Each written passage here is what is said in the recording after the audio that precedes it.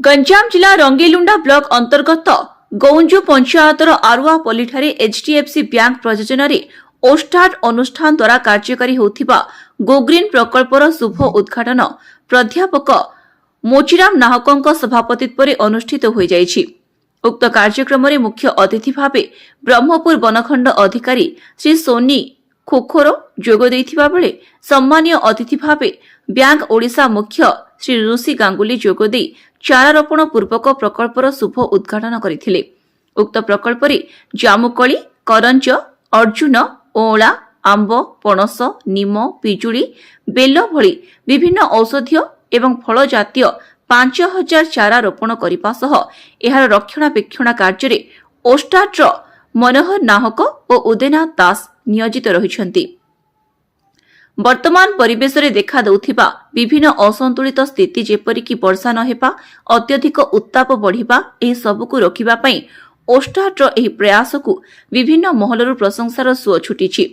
उक्त कार्यक्रम रे अन्यमानक मध्यरे एचडीएफसी बैंक रो ब्रह्मपुर सर्कल ऑपरेशन मुख्य ज्योतिशंकर स्वाई भंज पाणिग्राही क्लस्टर ऑपरेशन मुख्य भवानी रथ सुनील पंडा तन्मय साहू देवाशीष खिलार इप्सिता महापात्र शाखा परिचालक नृसिंह मिश्र उपस्थित रहिथिले। उक्त कार्यक्रम को संयोजन करथिले बैंक रो ऑपरेशन परिचालक सत्यश्री महांती और अष्टोट्र कार्यक्रम संयोजक अर्जुन चरण साहू। परिशेष सभापति श्री नाहकଙ୍କ प्रस्ताव क्रमे उक्त प्रकल्प स्थान को श्री जगन्नाथ वनविहार भाव घोषणा करा जाई कार्यक्रम समापन करा जायथिला। Myself Jyoti Shankar Swain. I am the circle head of this wholesale banking operation. I takes care of this south zone. आज कौन कार्यक्रम आज हमारा एटा गो ग्रीन प्रोजेक्ट चलथिला। एटा एचडीएफसी बैंक रो गोटे सीएसआर इनिशिएटिव जो थ्रे कि हमर स्टेट गवर्नमेंट रो हेल्प रे एंड ओस्टार्ड हमर जे एनजीओ अछि तांकर हेल्प रे मिलित उद्यम रे हम एटा 5000 सैम्पलिंग आज एठी प्लांटेशन करूछु। तो एठी इथरे आपनकर निम जामु आंब बरगछ सब प्रकार गछ लगी आपनकर फ्रूट्स। हाँ आम बैंक से नहीं पदक्षेप एक्चुअली नेक्स्ट 3 इयर्स आम एटा को पूरा टेक केयर करूँ। एचडीएफसी बैंक ही टेक केयर कर एनजीओ आम ओस्टार जो एनजीओ अच्छी तार तत्वावधान में तेणुक यहाँ टेक केयर कलापर आम बर्तमान एवं लगिला तो 2-3 मंथ्स पर आम ये रेनी सीजन आसीज तो ऑलमोस्ट 2-3 इयर्स पर्यंत जो आम यार टेक केयर करूँ तो सी तार गोटे ग्रोन अप स्टेज को आसो तो से किसी प्रोब्लेम हेनी। 5000 एटा 2 एकर्स अच्छी गवर्नमेंट आमको प्रोवाइड कर थैंक्स टू आवर डीएफओएसआर से भी हमको हेल्प कर जो सैप्लिंग्स कलेक्ट करने and government of Odisha has allotted this particular land of 2 acres and it's a good initiative of HDFC bank where we are planning social message actually समस्ते भावती जे bank केवल फाइनेंस सहित कस्टमर मनी सहित deal करे but HDFC bank is not like that. तो HDFC bank रो motive होची we are also oriented towards the social welfare. So आम ब्लड डोनेशन कैंप भी करूँ गो ग्रीन प्रोजेक्ट भी करूँ। इट्स नॉट लाइक दैट कि आम ओडिशा रे केवल करूँ ब्रह्मपुर रे करूँ। It's like pan India project.